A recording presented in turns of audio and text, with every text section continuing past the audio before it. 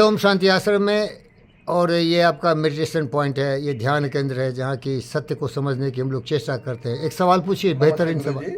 हाँ, सबसे बड़ा महामूर्ख कौन है? सबसे बड़ा महामूर्ख वो है जिसमें योगा में कहा गया योगा चित्तवृत्ति निरोधा। जिसने मस्तिष्क को नियंत्रित नहीं किया उसका दिमाग डमाडोल है। कभी तो सत्यनारायण भाई की तरह देवता होता है और कभी किसी दुष्ट की तरह बिल्कुल रावण और दुर्योधन हो जाता है। उसका मन अस्थिर नहीं है, वो सबसे महामूर्ख है। उदाहरण चाचा जी श्री राम सूर्य चौधरी, हमारे पिताजी इतने महामूर्ख थे कि अपने बच्चों को जानवर की तरह ही बिहेव करते थे। जिस तरह भैंस को लाठी से मारते थे उस तरह अपने बेटा बेटियों को लाठी उठी से मारते थे। अकल नहीं था, शरीर केवल था लेकिन अकल नहीं था, महामूर्ख। लेकिन चाचा जी जो थे राम सूर्य चौधरी भगवान थे। आज आपके सामने मैं कृष्ण और राम को भी चैलेंज कर रहा हूँ, डोनाल्ड ट्रंप को भी समझता हूँ कि बच्चा है, थोड़ा सीखना चाहिए। बुद्ध और विवेक की स्थिति प्राप्त किया हूँ, उसके श्रेय हमारे चाचा को जाता है राम सूर्य चौधरी। उन्होंने यही कहा, एक ही दोस्ती है ज्ञान, और कोई दोस्त नहीं है। ज्ञान से बड़ा दोस्त कोई नहीं है। सूर्य और चंद्र जैसे सत्य है, ज्ञान सत्य ही सबसे बड़ा दोस्त है। और आदमी से दोस्ती मत लगाना, क्योंकि आदमी का बुद्धि भ्रष्ट होता रहता है।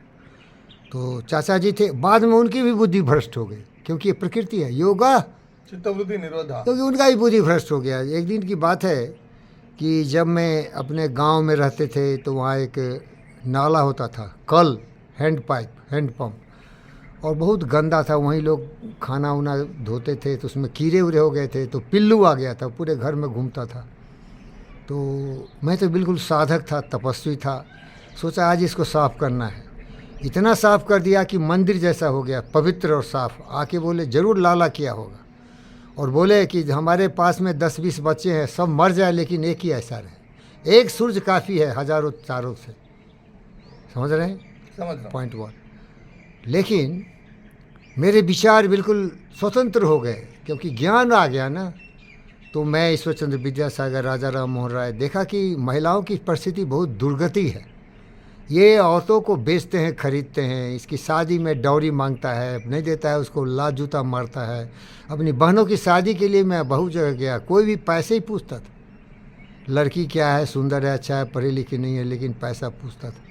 तो मैं सोचा कि मैं जब शादी करूंगा तो मंदिर में करूंगा, एक पैसा नहीं लूँगा, और वो महामूर्ख औरत से शादी करूंगा जिसको दुनिया का सबसे बड़ी सरस्वती बना दूंगा। इससे उनका बुद्धि थोड़ा भ्रष्ट हो गया, और इतने बदल गए कि इतना गाली देना शुरू किए, इतना गाली देना शुरू किए। देखो कैसा बुद्धि भ्रष्ट हो गया। ये प्रोग्रामिंग चेंज कर दोगे ना तो आदमी बदल जाता है। ये शरीर क्या है, एक मशीन है, एक कंप्यूटर है। जो प्रोग्रामिंग करोगे वही हो जाएगा। जैसे आपका सेल फोन है ना, जो डिमांड करोगे गूगल में सर्च करोगे वही आ जाएगा। तो ये महामूर्ख है जिसकी बुद्धि भ्रष्ट होती रहती है। अगर उतने ज्ञानी थे तो खुद जानते थे कि उनकी बेटियों की शादी में जब मैं जाता था तो लोग पैसा की बात करते थे, और शादी के मंडप पर बैठा हुआ है, पैसा का पेमेंट नहीं हुआ तो उठ के चला जाता था। उसके विरोध में मैं खड़ा हुआ बुद्ध भगवान की तरह, विरोध भाव बुद्ध का, दया प्रवाह में बा। उनको बुरा लग गया। इससे बड़ा मूर्ख कौन हो सकता है? आप सीख लीजिए सर, स्टेबल रहिए, सत्य के रास्ते पर ही चलते रहिए, लोभ लालच से दूर रहिए। धन्यवाद।